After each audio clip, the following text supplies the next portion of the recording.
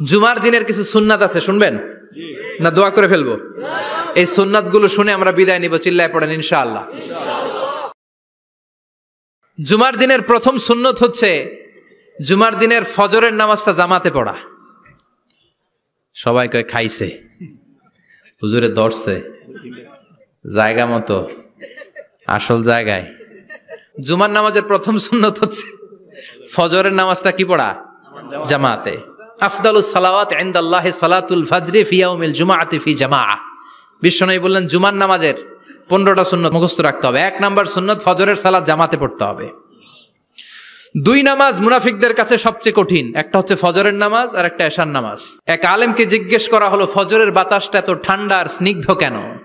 আলেম উত্তর দিয়েছিল কারণ ফজরের বাতাসে মুনাফিকদের নাকের দুর্গন্ধ মিশে না।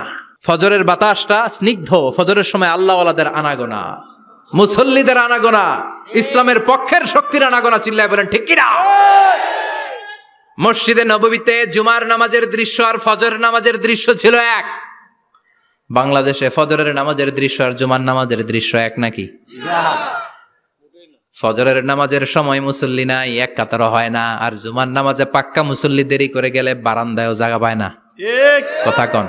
তাহলে ফজরের নামাজটা আমরা জামাতে পড়বো ইনশাআল্লাহ। ইনশাআল্লাহ এত আসতে ইনশাআল্লাহ, আরো জোরে পড়েন ইনশাআল্লাহ।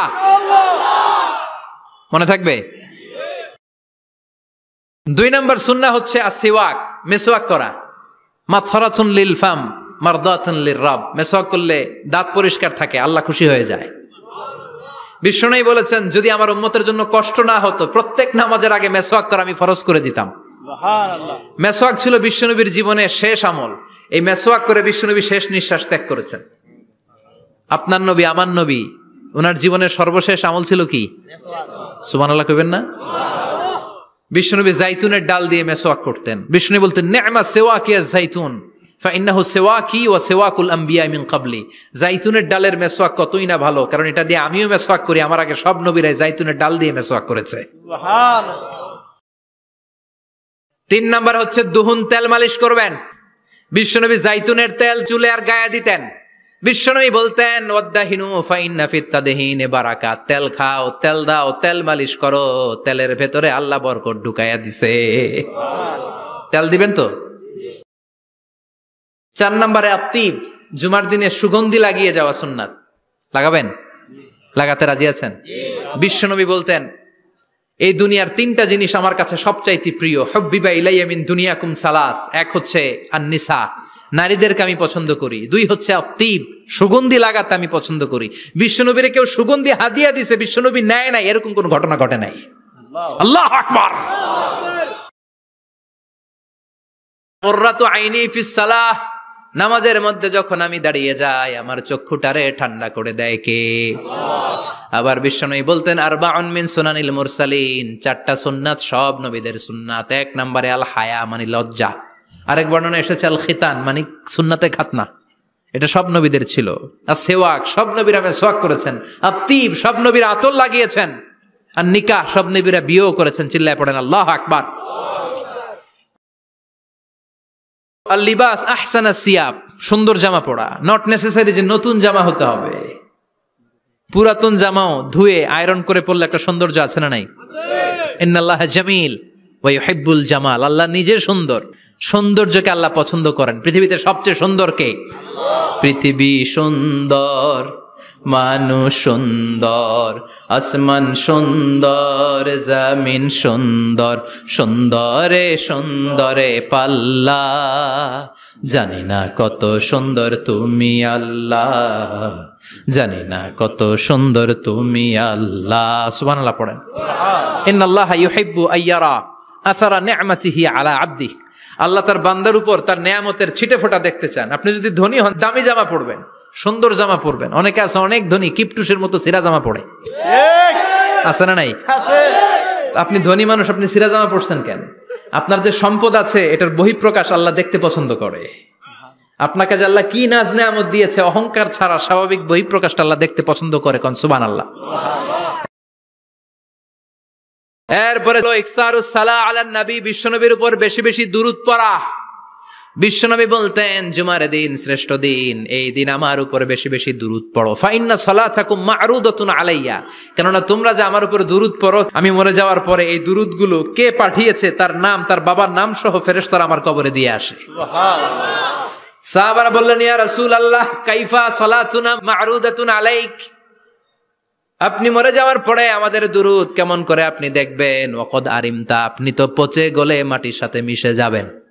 বিশ্বনবী বলেন, ইন্নাল্লাহা হাররামা আলাল আরদি আন তাকুলা আজসাদাল আম্বিয়া, নবীদের লাশকে খেয়ে ফেলা, নবীদের লাশকে পচিয়ে ফেলা জমিনের সব মাটির জন্য আল্লাহ হারাম করে দিয়েছে। নবীদের লাশ পচে না, নবীদের লাশ গলে না। যারাই বিশ্বনবীর উপর দুরূদ পড়বেন, আপনার নাম সহ, আপনার বাবার নাম সহ, মালাইকাতু সাইয়াহিন, একদল ফেরেশতা আছে শুধু রাউন্ড দেয় গোটা ওয়ার্ল্ডে।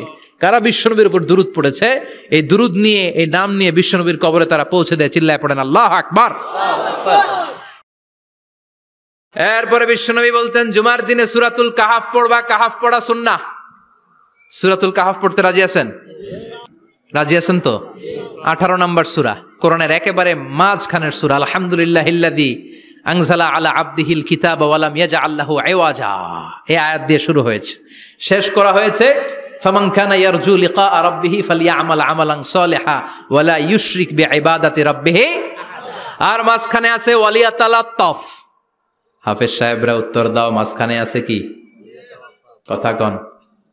ওয়ালিয়াতালাত্তাফ একটা শব্দ আছে সূরা কাহাফের মাঝখানে। কোরআনের সব জায়গায় এক ফন্টে আয়াতগুলো লেখা, কিন্তু ওয়ালিয়াতালাত্তাফ মোটা করে লেখা আছে না? ডবল ফন্টে লেখা, মোটা, কারণ এটা কোরআনের একেবারে মাঝখানে অবস্থিত এই শব্দটা ওয়ালিয়াতালাত্তাফ। এর আগে যত শব্দ, এর পরে তত শব্দ, এর আগে যত কোরআনের অক্ষর, এর পরে তত অক্ষর। সুবহানাল্লাহ বাড়িতে গিয়া সুবহানাল্লাহ। বিশ্বনবী বললেন, সূরাতুল কাহাফ যে তেলাওয়াত করবে ইয়াকুনু লাহু নূর, এই সূরাতুল কাহাফ কিয়ামতের দিন তার সামনে বিশাল একটা আলো হয়ে আসবে। এই আলো দিয়ে পুলসিরাত পার হয়ে ওই বান্দা জান্নাতের ভেতরে ঢুকে যাবে। আবার বিশ্বনবী বলেন, যারা সূরাতুল কাহাফের প্রথম 10 আয়াত তেলাওয়াত করবে জুমার দিন, শেষের 10 আয়াত যারা জুমার দিন তেলাওয়াত করবে, দাজ্জালের ফিতনা থেকে তাদেরকে মুক্ত রাখবে কে? আল্লাহ। সুবহানাল্লাহ পড়বেন না? সুবহানাল্লাহ। সূরাতুল কাহাফ দিয়ে সকাল শুরু করতে রাজি আছেন? সবাই রাজি? এরপর আত-তাবকির ইলাল মসজিদ, মসজিদে আগে আগে যাওয়া সুন্নত। আগে যিনি যাবে উনি কি পাবে? তারপরে গরু, তারপরে বকরি, তারপরে মুরগি, মুরগির পরে ডিম না আন্ডা? আন্ডা। আল মাশিউ আলাল ইকদাম, বিশ্বনবী বললেন হেঁটে হেঁটে জুমার নামাজে যাওয়া সুন্নাহ। রিকশা, হুন্ডা, সাইকেল, সিএনজি দিয়ে গেলেও হবে, কিন্তু হেঁটে হেঁটে গেলে সওয়াব বেশি না কম? প্রতি কদমে কদমে আমলনামায় সওয়াব দিয়ে দিবে কে? আল্লাহ। এরপরে বিশ্বনবী বললেন আদামু তাখাত্তি রিকাবান নাস, মানুষের ঘাড় ডিঙ্গিয়ে সামনে না যাওয়া সুন্নাহ। অনেকে জুমার দিন আসে, সবার শেষে বসতে চায় সামনে, এরকম ডাকাইত আছে না নাই? বিশ্বনবী জুমার খুতবা দিচ্ছেন, হঠাৎ এক সাহাবী সব সাহাবীর ঘাড় ডিঙ্গিয়ে ডিঙ্গিয়ে সামনে আসতেছে বুলেটের মতো। বিশ্বনবী বললেন, থামো, এজেলেস, বসো মিয়া, ফাকাদ আযাইতা ওয়া আনাইতা, আসছো দেরি করে আবার মুসল্লিদেরকে কষ্ট দিচ্ছ। যেখানে জায়গা পাবেন ওইখানে বসবেন, মানুষের ঘাড় ডিঙ্গিয়ে সামনের কাতারে যাওয়া এটা ঠিক না। এজন্য জুমার দিন আগে আগে আসার চেষ্টা করবেন। রাজি আছেন তো? এরপরে বিশ্বনবী বললেন দুখুলুল মসজিদে রাকাতাইন, জুমার নামাজের দিন মসজিদে ঢোকার পরে 2 রাকাত পড়া সুন্নত। কয় রাকাত? 2 রাকাত। রাজি আছেন? কবলাল জুমা বাদাল জুমা, অনেকে প্রশ্ন করে বাদাল জুমা 4 রাকাত, মসজিদে পড়লে 4, ঘরে পড়লে 2, কিন্তু কবলাল জুমা সুনির্ধারিত নয়, অনির্ধারিত। মা কদ খুদ্দিরা লাক, যত আপনার তৌফিকে কুলায় 2 রাকাত করে করে 2, 4, 6 ইমাম সাহেব খুতবা দেওয়ার আগ পর্যন্ত আপনি যদি আধা ঘন্টা আগে যান আপনি 10 রাকাত পড়তে পারবেন। চিল্লায় বলেন ঠিক কি না? এরপরে বিশ্বনবী বলেন ইনসাত, চুপ থেকে খুতবা শুনবা। জুমার খুতবার সময় কথা বলা যাবে নাকি? কথা কন। বিশ্বনবী বললেন তোমার সামনে কেউ কথা বলতেছে, তুমি যদি বলো চুপ করো, এটাও তুমি খারাপ কাজ করছো। চুপ করো তোমার কইতে কইছে কে? চুপ করো বলে তুমি আরেকটা ভেজাল লাগাইছো। চিল্লায় বলেন ঠিক কিনা? তাহলে জুমার নামাজে কথা বলা যাবে না, কেউ কথা বললে চুপ করো এই কথাটাও বলতে বিশ্বনবী নিষেধ করেছেন। চিল্লায় বলেন ঠিক কিনা? এরপরে মজার একটা কথা বিশ্বনবী বলেছেন, জুমার নামাজ পড়তে যেয়ে যদি কারো ঘুম আসে জায়গা চেঞ্জ করে বসো। জুমার নামাজ পড়তে যাইয়া ঘুমান না, এরকম কে কে আছেন আল্লাহর ওলি? হাত তোলেন, হাত তুলতে পারবেন? আমিও তুলতে পারবো না, আমি কত ঘুমাইছি। জুমার খুতবা শুনতে গেলে ঘুমাস, কারণ রহমত নাজিল করে কে?